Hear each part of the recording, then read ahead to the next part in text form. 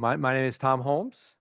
As the chair of the University of Minnesota Department of Economics, I'm here to welcome you on behalf of the Heller Hurwicz Economics Institute, which has the mission of building a bridge between the leading edge economic research that happens here on campus to the business leaders, policymakers, community members, and government officials who can benefit from this research.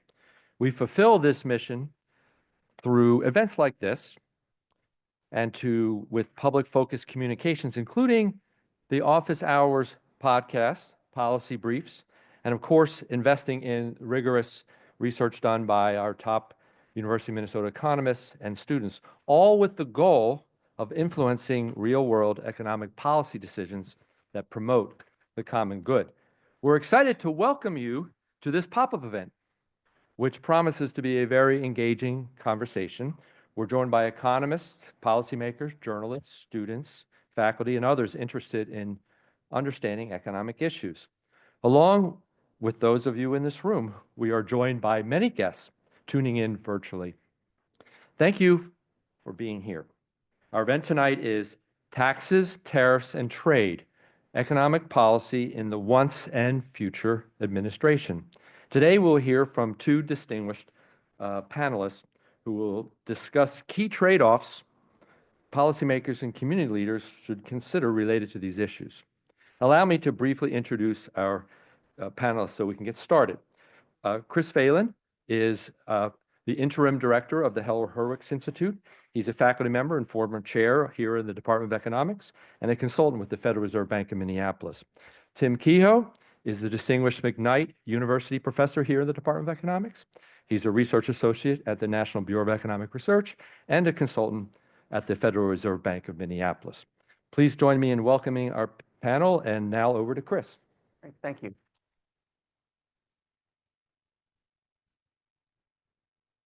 So I want to properly get expectations low. So what I mean by that is this is a pop-up event. We found that they're some of our most well-attended events. And what we mean by a pop-up is like there's pop-up restaurants or something. We have events in the spring and the fall, usually on a set topic associated with one of our faculty's research or an outside expert's research. These pop-up events are something happens in the world and there's sudden interest in it, and maybe we have an expert. So last spring, I think it was, when Silicon Valley Bank died, we did have people who had worked on banking, specifically Professors Chari and myself. And today, a lot of stuff's coming up with trade. It's hitting the news a lot. And we have an expert on trade, Professor Kehoe. And we also have someone else who's not an expert, but willing to talk anyway, me. So the format for this event is, I went over this, what would be, or Tim and I thought would be a nice format, Tim would just outline some basic issues that he thinks are in the news now. Then I'm going to come back and talk about kind of what I think all economists agree and disagree on, and what I think Tim and I will agree and disagree on. Then Tim's going to make a case for free trade, and I'm essentially going to make a case for the exceptions to free trade. And then we'll talk back and forth, and then we'll invite the audience in. All right, so that's the format for this. And now I'm going to go over to Tim to just outline what you think the basic issues going on in the news with what I call the once and future administration. Good. There's a lot of issues, Chris, but I'm going to keep it simple. The U.S. has had a very mixed history in terms of trade policy. But even so, the proposed policies of the Trump administration, incoming Trump administration, is a pretty big break with what we've had since the end of the Second World War. So let me just go over that a bit. You know, up until the Second World War, the United States had fairly high tariffs.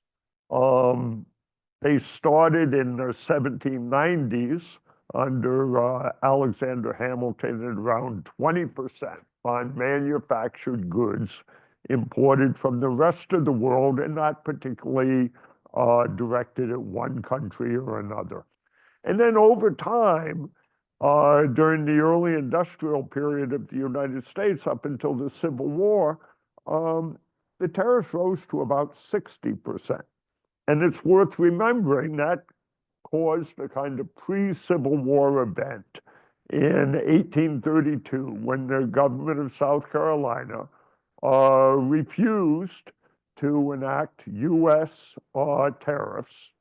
They called them the abominable tariffs of 1828 that the U.S.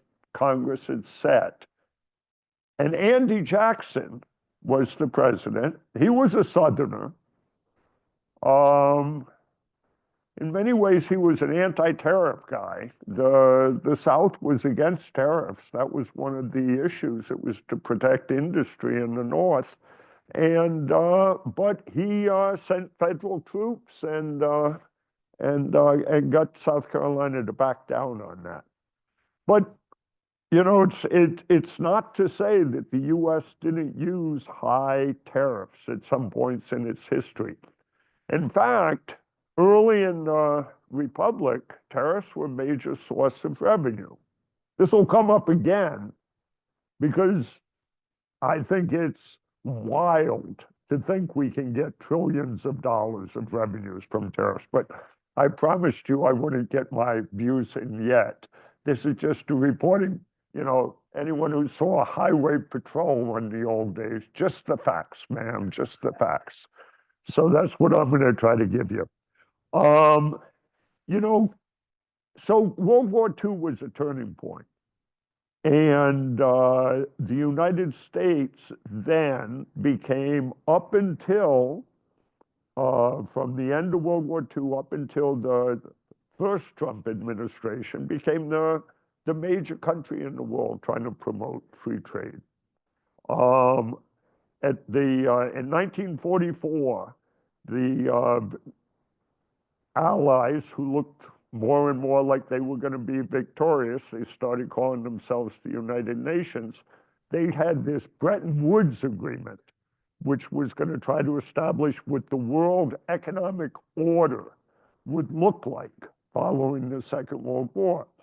And at that conference in Bretton Woods, New Hampshire, they set up the IMF to control exchange rates, keeping countries from getting into devaluation wars. The World Bank to promote development in less developed countries. And then the participants noted, in fact, it was, not sure if this is good or bad, it was John Maynard Keynes who said, well, why aren't we discussing trade? Well, because they didn't have the appropriate officials from the government there, but they set up a plan for something they called the International Trade Organization. Harry Truman, who was president, got power from the Congress in 1945, and this is an important issue of trade policy since then. He got power from the Congress that he could negotiate the terms of the International Trade Organization, and Congress only had the right to accept or reject. That you couldn't go through individual clauses because they thought that would be impossible with trade agreements. And then it looked like the International Trade Organization was sailing ahead. They had something first called the Havana Charter, the GATT, which was just a preliminary agreement called the General Agreement on Tariffs and Trade. Finally, the whole thing got to the U.S. Congress in 1948, and Truman just got the message it wasn't going to go. So it's not like this whole kind of thing wasn't controversial at one point or another. But the GATT, somehow, instead of just being a preliminary agreement, became the World Trade order for 50 years. And it assumed the status of an organization, and it had rounds that kind of lowered tariffs all around the world from an average of over 20% to under 5%. Okay? But you know, the GATT started running out of gas in the 1970s and 80s. There were successive rounds. People my age remember we talked about the Tokyo round, the Uruguay round. And in fact, there was an early Geneva round in the 1960s that John F. Kennedy pushed through. And when he died, they called it the Kennedy round. And these were lowering of tariffs all over the world. Then in 2001 in particular, something called the Doha round started. And if anyone's curious, it hasn't ended officially. They never could get much out of it. Big issue is agricultural trade. And the US and developing countries, led by Brazil, were really pushing for free trade in agriculture, and Europe and Japan were opposed. And so that wasn't where the action was. The GATT made an exception for what they call preferential trade agreements. And the big one, of course, we all know about is the European, the coal and steel community became the European Economic Community, European Union. And it's more than just a free trade agreement. But here in North America, we had the North American Free Trade Agreement became now President Trump negotiated it with Canada and Mexico, and it's called the Mexico-Canada, USMC Free Trade Agreement. Okay. Up until President Trump, US presidents since Truman were pushing for free trade throughout the world. What was the idea? The idea was why the Allies pushed this in 1945. We don't want the trade wars of the 1930s, that the US was one of the villains in with the Smoot-Hawley tariffs, to cause international tensions. Okay. That's why we haven't had trade wars. Economists look for examples, like the breakup of Czechoslovakia, where two halves of a country started charging tariffs on each other. That was the kind of example we had until President Trump started the US-China. He's providing us data. Yeah, well, I am. I tell my students, as citizens of the world, this is very troublesome. However, as economics researchers, this is providing a fantastic amount of data. All right, so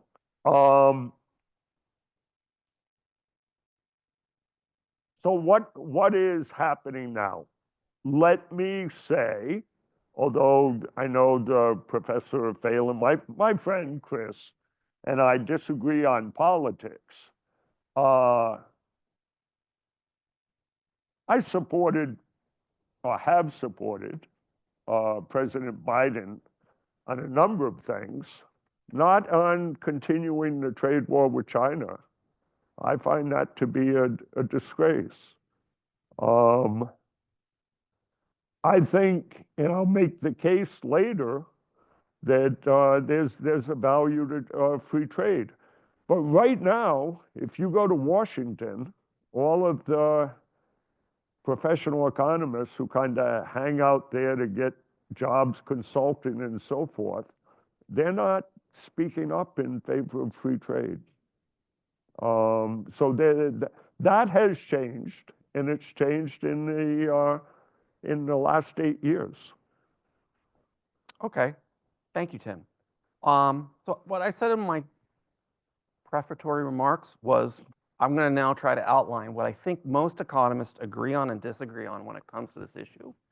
And the disagreement parts are probably where Tim and I disagree. So I have a joke that I make, and it's like all jokes, half a joke, which is that economists don't like to disagree in front of to argue in front of the children, which is, you know, what I mean by that is trade is the source of all wealth. I give this argument to my in principles of macro class. Imagine that Minnesota was the world, that at the border of Minnesota was just ocean, and then the ocean just covered the rest of the world, and there was just Minnesota. What kind of standard of living could we have? We'd have to make all our own steel, our own computers, our own cars, our own food, just everything would have to be made in Minnesota. And it's unclear to me that we could even support our own population. We might, I think probably we might be able to support an 1800s level of standard of living. But you know, what you see, this, everything's trade. And so we have this natural inclination to say trade is good. Let's keep the party line going, that trade is good. But we also know that there are 5 or 6 exceptions to free trade. You know, theoretical and empirical exceptions to free trade. And the big thing that economists tend to differ on is the importance of those exceptions. As an empirical matter, are they big or are they small potatoes? And so that's my outline of what I think the argument is among economists, which is if you write down any kind of normal theory, just tariffs are bad. By the way, we didn't say what a tariff was. It's a sales tax on a foreign good, period. End of story.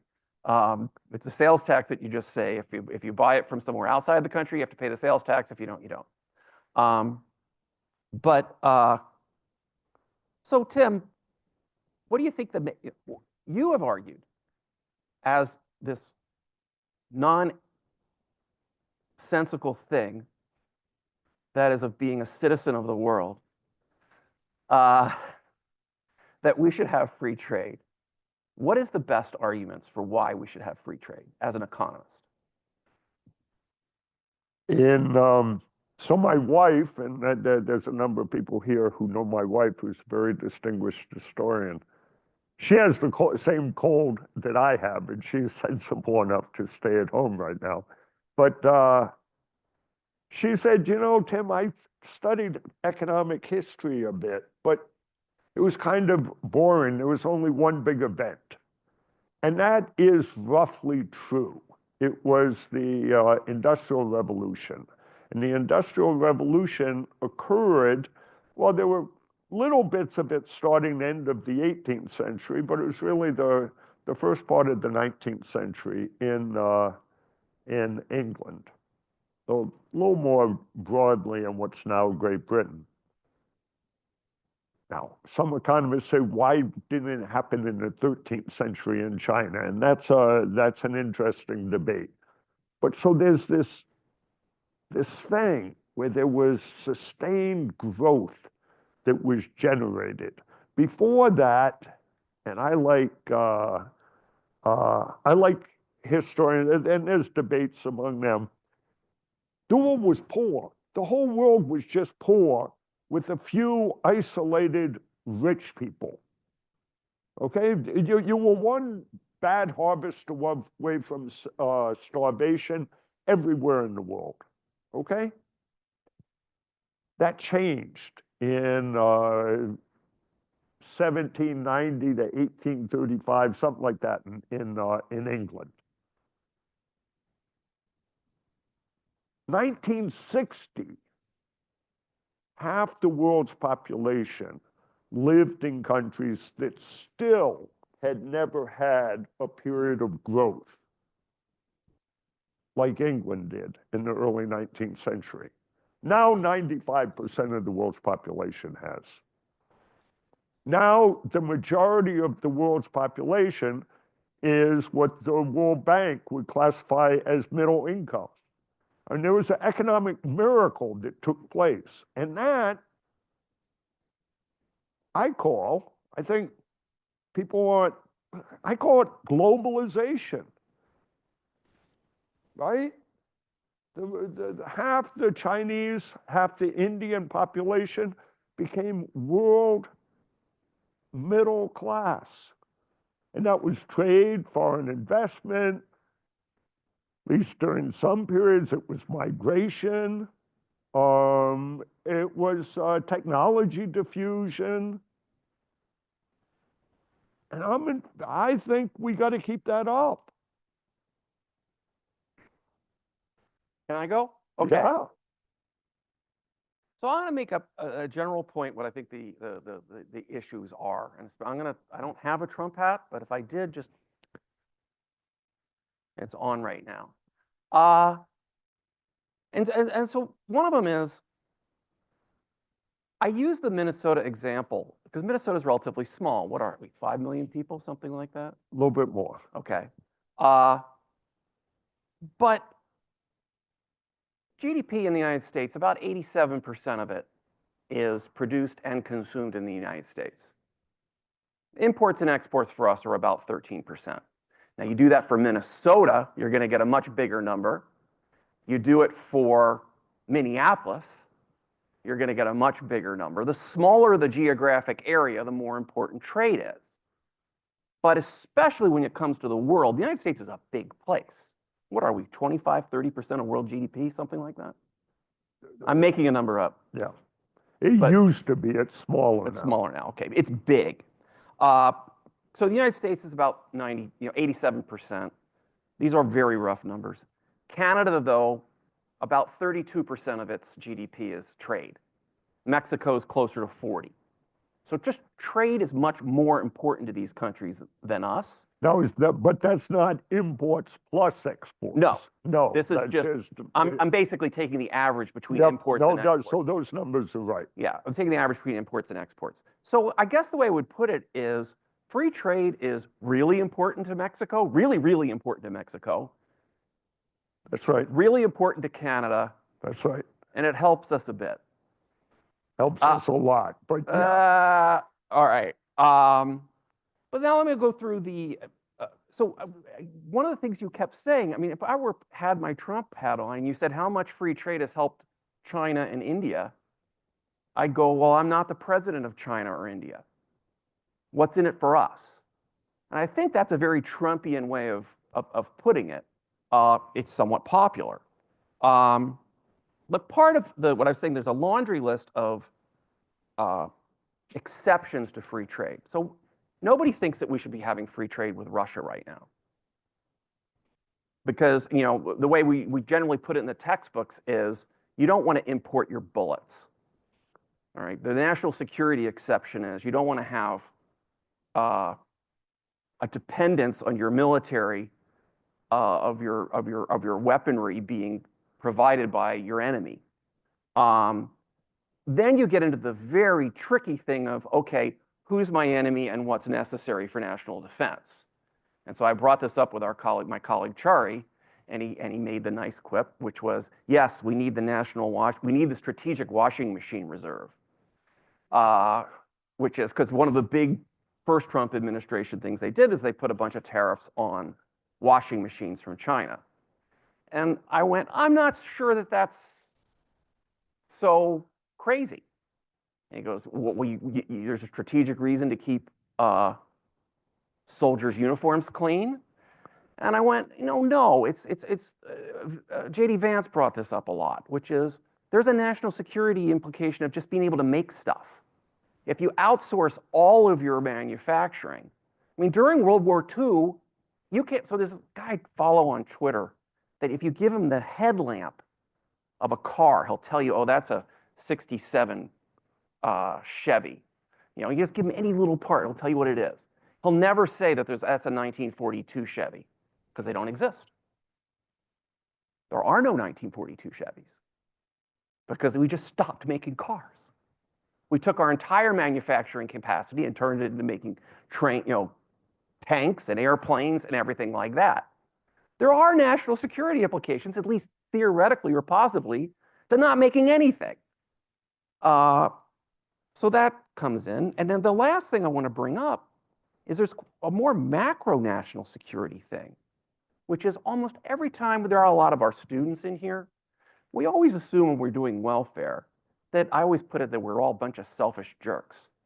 I care about me, you care about you, and in our models, that's the way it is. I don't feel good about you when you get richer. I don't feel bad about you, just don't enter. But usually we do the same thing with countries. If I'm a little bit richer and you're a lot richer, well, then we're both better off. End of story. But once you take national security into account, do we really get better off when China gets richer?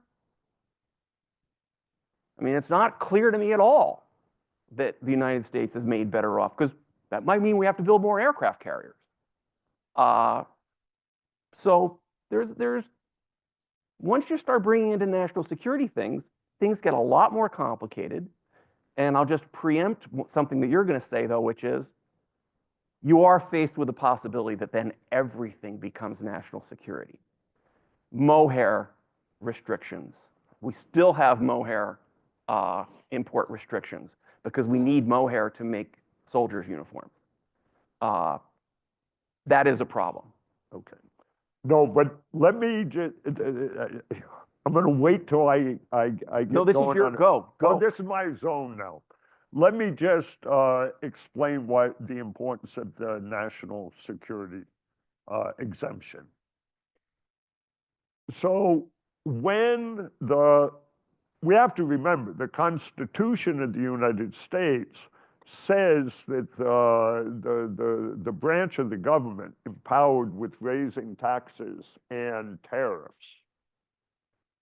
And Chris is right. That's what tariffs are. They're nothing more than taxes on foreign trade. Is the Congress, in particular the House of Representatives. The president in the Constitution has no power to do it. But over the second half of the 20th century and recently, the president's taken more and more power. And the Trade Act of 1974 is sometimes cited for this. And that gives the president, if he declares a national emergency in some area, the power to set tariffs up to 15% on certain goods from certain countries that he specifies for up to 150 days. And then that power disappears. Then you say, what about these trade agreements? The GATT, the WTO, the NAFTA, now the Trump's, people gave up on calling USMC because they call it the NAFTA. But what the heck? I'll call it USMC. Yeah, I called it Twitter. Okay. I wasn't equating Trump with Elon Musk, but I see you are, so that's fine. All right. So look, the point is, what we're proposing are wild violations of those treaties we've signed. So they need an excuse, and there is one. There's something called the national security exception. If a government deems that it needs to set a tariff for national or other trade barrier because of national security reasons, then it can do so. That, up until President Trump's first administration, was a seldom and carefully used exception. Now it's used for everything. Whatever they're thinking of, the only legal excuse they have for it is national security exception. Okay. Okay, so but here's back to some facts. Tariffs on the U.S., on Canada and Mexico, our two largest trading partners. China for a while was. That's a 21st century phenomenon. For about the last 40 years of the 20th century, Canada was our biggest trading partner. It is again now for a few years ago, Mexico was our biggest trading partner, and China was from about 2005 to 2012, 13, something like that. Canada and Mexico, let's see, we want to promote U.S. automotive industry. There's no U.S. automotive industry. It's North American automotive industry. Every car you buy has Mexican, Canadian parts in it. All the pickup trucks in this country are assembled in Mexico. I just bought a Tesla. I'll bet it's all United States. Oh, I bet it's not. All I right. bet they have a. They Now, might have Chinese batteries. now let's even think about the talk about the tariffs. Claudia Sheinbaum, who was just inaugurated president of Mexico, just had a conversation last week on the phone with President Trump, and she came away saying, I talked to President Trump. I don't think we're going to have any troubles or any tariffs at all. So there's different messages going out there. So who the heck knows what's going to happen? But there's no such thing as a U.S. automobile industry. It's a North American automobile industry. I can go further down because that's the most traded good in North America. Second most traded good in North America is electronic equipment. Well, guess what? There's no U.S. electronics equipment industry. There's a North American electronics equipment industry with components, assembly done in all three of the countries. You see it. You're absolutely right. A part will go from here, make a bigger part here, and then go back here and get made into even bigger part. That's how Right. Now- automobiles are made. Now, let me mention a better example of a national security exemption. We realized during the pandemic that all the chips that we were putting in our products, including automobiles, for example, were manufactured in Taiwan. And we have no problems with Taiwan at this point in time, but there were supply chain problems. So people made the argument that we need to have chip manufacturing in the United States. But once the pandemic kind of eased down, the supply chain problems disappeared, that didn't become so urgent anymore. I concede the point that there are national security exceptions that are valid. It's just that the Trump administration is going to have to use them for every single good they want to put a tariff on. I agree. So do they. Yeah, Okay, so when we were discussing this, I promised our excellent associate director of the Heller Hurwitz Economics Institute that I would keep this part to a half hour. I failed, but I've kept it to 34 minutes. And the rest would be just for questions and answers sounds good. from the audience. So, okay, go ahead. Is this Ellen McGrattan? Oh, wait for the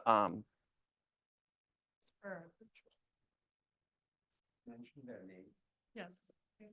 Okay. Ellen McGrattan. Yes, it is on. Okay, Ellen McGrattan, Department of Economics. So we know that a lot of trade goes through the multinationals. What's planned for exemptions when our companies are trying to import? No one knows. No. What happened first time around? What happened in the ones? What happened in the first Trump administration, 2016 and 2020? Oh, I don't think there were. The big tariffs the only tariffs on Mexico and Canada in the first Trump administration, and they were big, where there was a 10% tariff on steel and a 25% tariff on aluminum, and they were very disruptive. I don't know that there were major exceptions for that. But- They were disruptive here in northern Minnesota. But I'm going to just clarify with I already know my answer, which is I don't know. But I want to know what the particular question is for the answer I don't know. So if you're asking if an American company has a subsidiary in another country and wants to bring within the company. Almost all the automotive trade, and that's the biggest thing. No, that's going to be tariffed. There's no. All right. I I have suspect trouble. I suspect what Ellen may be thinking about is transfer pricing. When you're trading goods within subsidiaries of the same firm, the terms of that trade are set by the firm, and the Commerce Department has to take a position on whether it's fair or not. But I think the question was, to what extent, or one question, which is an interesting question, is to what extent did transfer prices adjust in response to these trade restrictions, so that you move the profits from one country to another?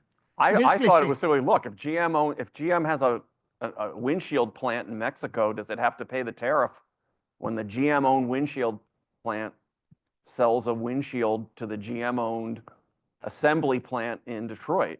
And the answer to that is I don't know. And what? Oh, no. No, they have to pay. And then you would say your question is a different question. In situations where there are tariffs, there are small tariffs between the United, but for trade within North America on automobile parts, that's not even a question, Shari, because there's no tariffs. Whether they'll put creative thinking into transfer pricing, because that's what we do between the United States and the European Union. When medical equipment companies in Minnesota export to the Republic of Ireland, which some years is Minnesota's biggest export destination, we charge the wholly owned subsidiary in Ireland, we charge them a very low price. And that means all the profits, when the Irish company sells it to Germany, Italy, whatever, stay in Ireland. And the Department of Commerce doesn't do too much about that. So you're saying, can the U.S. multinational get around some of the problems by putting all the profits in Mexico or Canada? That's leaving out, what if there's reciprocal tariffs? What if because the first thing, as soon as Claudia Sheinbaum was, I follow Mexico quite a bit, you know, when she was inaugurated, she says if President Trump puts tariffs on us, we're going to reciprocate tariff for tariff. And so then there's going to be a mess. And then who's going to pay the tariff? So here's the evidence from the first trade war that's still going on. And I won't call it the Trump trade war like I used to. I'll call it the Trump-Biden trade war because President Biden was responsible even for upping the ante in some areas. It's always a complicated question. When you put a tax, a sales tax, who pays it, the producer or the consumer? And then you have to do a demand analysis, what the alternative supplies and so forth. There's been 2 pretty good studies done on U.S.-China trade war. 90% of the tariffs were paid by U.S. firms or consumers. And those are the kind of numbers that I expect to see. So it is a sales tax on U.S. consumers. Going. Well, Oh, I have go a ahead, mic. Tom. I'll just finish this out and we'll Uh.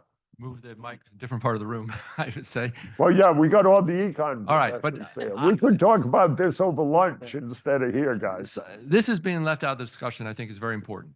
There's a big difference between Alexander Hamilton convincing US Congress to legislate a uniform tariff for all imports and this thing we're going to be getting where Trump has, unilateral ability to just make whatever tariffs he wants and calls it national defense, meaning we basically have a spoils system where there's spoils to be handed out. If you go to Mar-a-Lago and kneel and kiss the ring, you can get a benefit. And if you don't, you don't. And that is not, this kind of crony capitalism is, all the research over it is never a good thing for growth, which is not going to be a good thing for national defense to have a screwed up economy that works this way. I didn't hear a question. Yeah,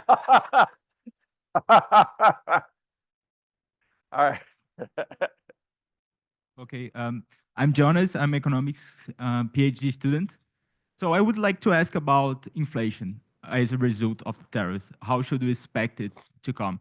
So there is a view, and it was shared by the president of the Minneapolis Fed, for instance, that this is going to be a one-time shock in the inflation because once the price we are basically changing the price level, and once they adjust, then they're going to stabilize, and there is no more pressure in the inflation. My view, I think that once the inflation hits, the workers will start demanding higher wages, and I don't know if there will still be unions when during Trump's second administration, but these can cause pressures on the wage, and this will lead to a spiral of inflation. So I'd like to know how do you think how should I expect the inflation to hit after a tariff shock? Can I take this one? yeah. I would say that levels are caused by, changes in levels are caused by changes in levels, and changes in rate of changes are caused by changes in rate of changes. So what I mean by that is if you do one thing, the price level can adjust. But no, you're not going to get inflation, long-term inflation is prices going up and then up and then up and then up and then up. And a tariff could cause, I mean, if there's no change in productivity, correct me if I'm wrong, if there's, let's just say that the tariff causes a minor change in how productive we are. We produce things here that would have been produced in Mexico, but we're almost as good. There's very little comparative advantage. Then you're just going to see relative price changes. Some prices go up, some prices go down. If we just become poorer because we're giving up some efficiencies, then you're going to get a one-time price increase. Just from the fact that there's the same amount of money chasing fewer goods. But you're not going to get, unless you set off a speculative hyperinflation, which really there aren't very many good examples of in the history of the world. I would expect exactly what one of my bosses, so I have to say I'm a little financially conflicted here, would say. I would expect the tariff, there could possibly be a price increase from increase in tariff levels, but I wouldn't expect it to cause a price increase and a price increase and a price increase, which is what we call inflation. That's right. And in principle, I agree with you. Although that's a good question, Jonas. Now, but let's think a little bit. This reminds me of the story of what happened in the 1970s. A lot of you weren't around then. In the United States, where we had what was called stagflation. And there was a guy named Arthur Burns, a very distinguished academic economist, although he was very proud of knowing no economic theory, and you can see how that hurt him.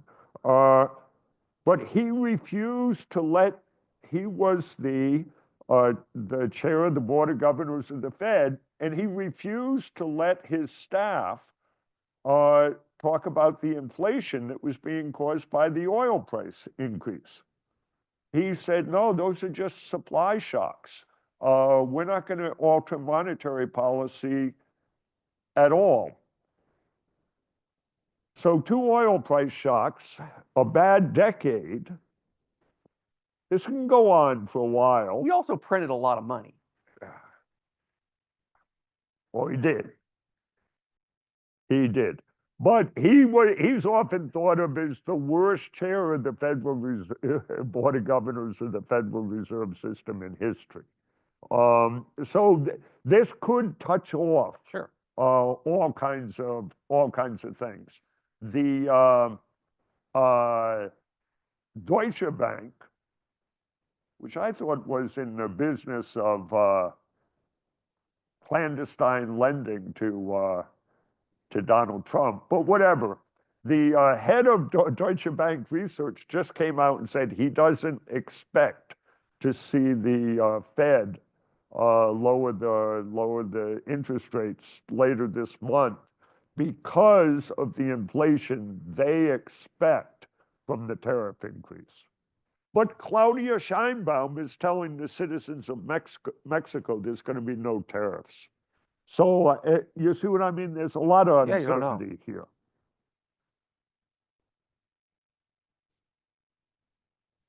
We have okay. I got lights in my eyes, so I Yeah, can't we really can. see when someone has their hand up. Thank you. I'm Jorge. I'm from Mexico. right. And two quick questions. One is, if the argument is national security, then why threaten like very close and strategic allies like Canada or Mexico with these tariffs? That is number one. Wouldn't that increase like the tensions and eventually the need for more playing careers and military spending? And in the second one is, trade is important for intermediate goods, right? And if you want to actually produce absolutely everything in the United States and you want to start rebuilding cars or whatever, you're going to have to stop producing something else, right? Especially if your labor force is already very tight and unemployment is low. What are we going to, like, what, to start producing cars, like, what are people going to stop producing then? I'm going to let you answer the second one. I want to answer the first one. All right, go. No. Oh. So the first one, I don't think when we put, so I've had different hats. I said I was going to put on my Trump hat, my economist hat. So let me put on the economist hat. Which countries belong in the class of adversaries and which countries belong in the class of friends is not a question you can answer when you have your economist hat on. That's fundamentally a political question. So now I'm taking the economist hat on and putting on my Make America Great hat, which I don't own, but let's say I did. If I did, it would be the black one, not the red one. Would work better with my pants. So I gotta put that one on, and I'm gonna pretend I'm Trump now. Who says Mexico's a friend? We had 73,000 fentanyl deaths last year. We had 10 million people come in the last 4 years with the aid of at least looking the other way, possibly with the aid of the Mexican government. Whether or not Mexico is acting as our friend or as an adversary, or at least indifferent to our welfare, is not an economist. I mean, I'm certainly Trump doesn't think that they're that friendly, and so he wants to say, okay, fine, we're going to, 25% tariffs on everything unless we see a little bit more cooperation on drugs and immigration. No, and Jorge, that is the excuse. It's not national security in general. What it is it's drugs, particularly fentanyl, and illegal immigration. Now, Justin Trudeau, although he has tough times coming up politically himself in Canada, but Justin Trudeau says, don't equate the northern border with the southern border. I don't know. You know what I just saw this in the Washington Post today. It was warning American consumers about beer prices because right now the most popular imported beer in the United States is Modelo Especial, which is actually a good beer. Unlike, I think it's the most. unlike Corona. I think that's the most Unlike popular. Corona. I think that's the most popular beer, not the most popular imported It beer. is very popular. But you know, but this is another case of the North American beer industry. You know where they get all their hops is from North Dakota. All right. How about you? Okay, you ask somebody. You're gonna have to go like this. Oh, Uh, I can't really. Here, Here, I- there's a question over here. Or Oh. if there's someone there, let's do it. Yeah. You have to understand, we really can't see. Okay, thank you for giving me the opportunity. I'm Suna from PhD student and from the finance, and my question is like, because of the high tariff, now the multinational companies are moving their factories to United States. For example, Samsung and Oh, Hyundai. I'm sorry, we're not hearing. Samsung has moved its, Yeah, Samsung and Hyundai is now moving their manufacturing system to United States. Like previously, if the manufacturer was in China, now it's moving to America. Um, do you think this kind of move actually practically benefit U.S.? Because for my expectation, the capital will go back to South Korea. So I was wondering, like, how should this dynamic will change? so I guess the question is, a bunch of foreign companies are moving factories to the United States. The Japanese did that Right. in response to No, particularly the car car companies. companies. No, but you have to understand something. One of the reasons that the Japanese car companies set up big plants, particularly in Kentucky and Tennessee, 20 years ago, all the Toyota Camrys in the world are manufactured in the United States. We export them to Japan. That's because they import lots of the intermediate goods from Japan. Now, I'm sure if there's a Korean company doing this kind of thing, the whole point is to try to import a certain amount of the goods from Korea and to get some political protection, like the Japanese wanted to get against high tariffs on the Japanese intermediate imports, because there's so many US employees involved in working it. I mean, that's a political game. It worked for the Japanese car companies. But it's just not clear to me what's going to happen here, or that that's a relevant example. If there's 25% across the board tariffs with no exemptions, they're already we just don't know where the exemptions are going to be. But if there's 25% across the board exemptions, then you don't Tariffs. even want to do stuff like that. Chari? VV Chari Economics. So Chris, I'll pose this as a question rather than a comment to get you to respond. The question is, have you got the national security argument exactly backwards? Let me elaborate on why I think you have gotten it exactly backwards. A trade war, there's only a short distance between a trade war and a shooting war. That has been true historically. All through history, when countries enter into arguments about trade, it often leads to war. An important reason for Hitler to start World War II was precisely trade wars, which led him to think that Germany was increasingly being isolated.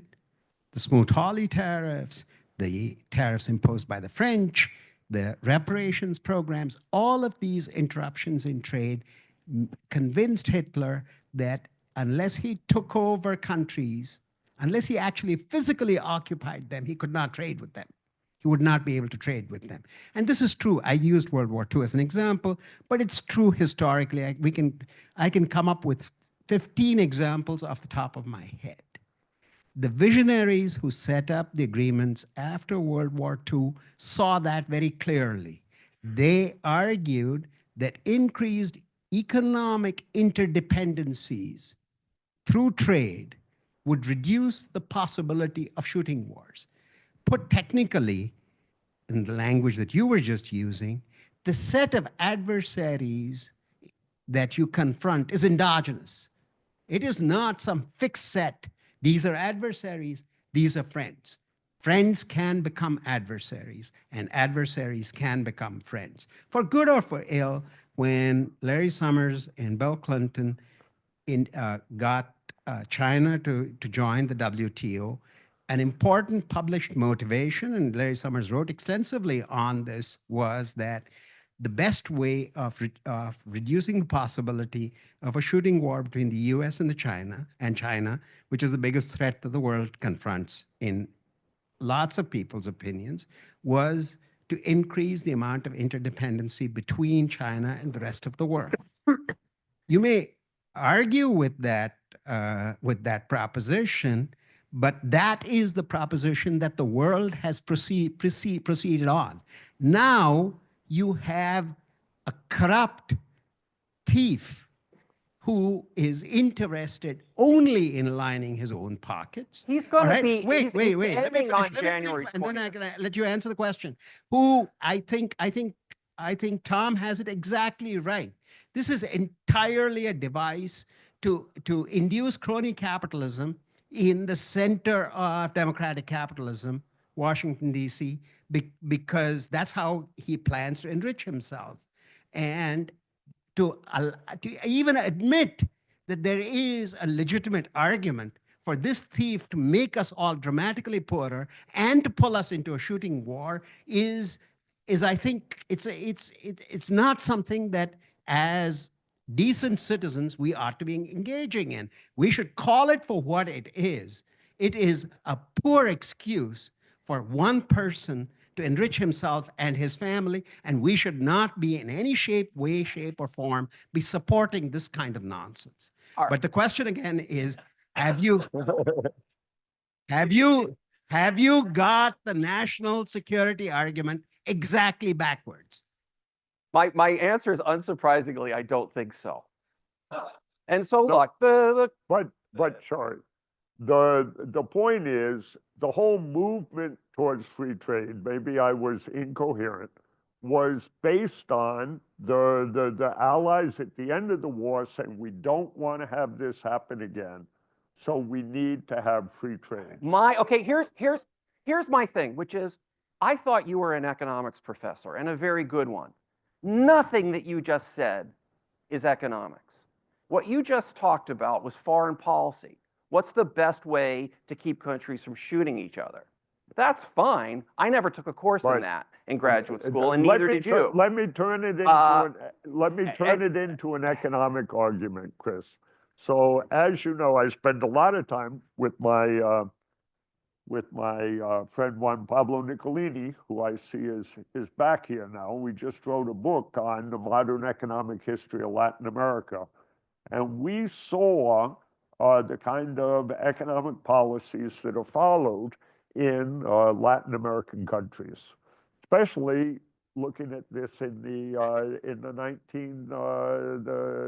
60s, 70s, and 80s, where there were very restrictive trade policies with exceptions. And exceptions became a synonym for corruption. Absolutely. This happens. You can come up with a laundry list this long of countries, including the United States, where this has happened. And what Not disputed. Right. And what do you think Elon Musk thinks where he sees the word exception? Getting to Mars.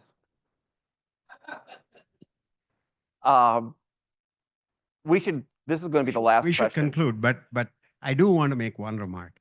I'm not the one who dragged foreign policy into economics. When you raise the national security argument for tariffs, you dragged foreign policy into economics. And all I'm asking, I like to think I know economics. I don't know much foreign policy, but isn't it a possibility that you've got the foreign policy aspect of the economics exactly backwards? Of course. Let's have one more. Let's get one more question. One more question. Let's get one more question. Up there. Hi, I am Santiago, an economics PhD student. I have a question related to another position that President Trump have related to the BRICS position of a currency. If you have these tariffs and these imply any change in the trade in the world, you will also have a change in the capital exchange behind it. How do you think that these tariffs benefits or going against the position of holding the dollar as a main currency in the world? Will it affect the dollar being the reserve currency? I don't see it. I don't see a lot of things, but I don't necessarily see the connection. Look, the dollar started taking over the position of the British pound in the first half of the 20th century, when the United States was still a fairly high protectionist country. In fact, we went through the horrible period of the 1930s with the Smoot-Hawley tariffs, which were the highest almost of U.S. citizens. And we were still the world's reserve currency. You know, people predicted this, that the euro would take over the position as the world's reserve currency. And then someone commented after the EMU debt crises in 2010, 2013. That means the dollar is going to be the world's reserve currency for the next 100 years. What's going to be what? The Chinese yen? I don't think there's a chance of that. And no other currency. Bitcoin. Yeah. Okay. I don't see it. Yeah, I don't see it. All right. Well, on that, I will say we should say thanks to our panelists, Chris Phelan and Tim Kehoe. And of course, we appreciate the staff who assisted with the event tonight. I encourage you to visit the Heller Hurwicz Economic Institute website for more economic research and policy briefs, including links to episodes of our podcast, Office Hours. This conversation will be made available as a special episode of our Office Hours podcast, so watch for that, and I bet you we're going to get some hits on that one. Thank you again for joining us tonight.